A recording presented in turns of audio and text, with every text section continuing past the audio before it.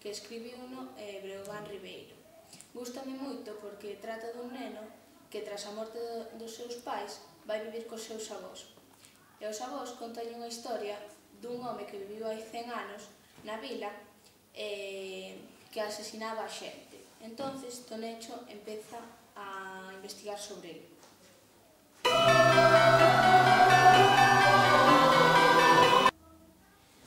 Yo recomiendo este libro titulado Tanis Primero Mocos de Manuel Lorenzo González.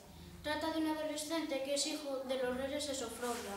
Debido a la defunción de su padre, la reina dimite y pasa a ser rey de Sofronia. Luego, en una reunión, conoce a la princesa Sildin, pero no puede estar con ella. En una reunión, más tarde, en un país vecino, la princesa Sildin ha cambiado por completo y pasan a vivir juntos.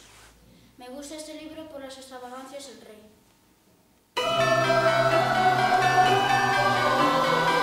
Recoméndovos este libro, O neno do pixama a raias, de John Boyne, que trata dun neno fillo dun nazi que se fai amigo dun xudeu nun campo de concentración. A min gustoume moito e animádevos a lelo.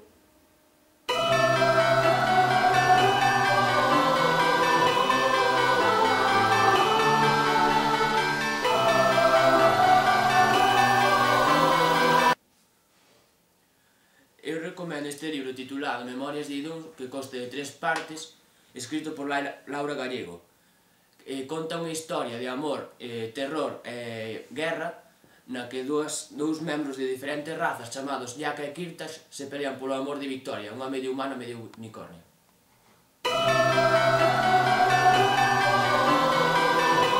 Eu recomendo-vos este libro, Harry Potter e la Piedra Filosofal, da autora J.K. Rowling, para que leades estas navidades. Se trata dun neno que é moi desgraciado hasta que coñece os seus amigos e despois pásano moi ben.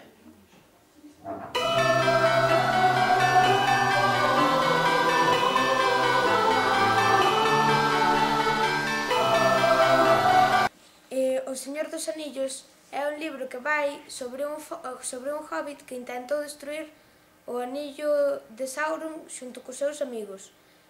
A min gustou o libro, pero tamén está moi ben a película. Podedes ver as dúas este Nadal.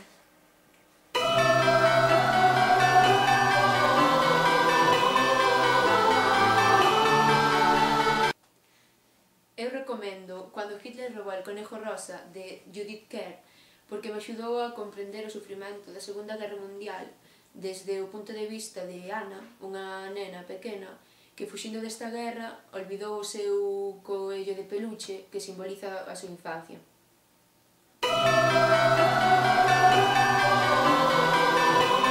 Este libro titúlase Salitre. O seu autor é Jaureguiza. Queredes saber o que acontece nel? Pois lédelo nestas navidades.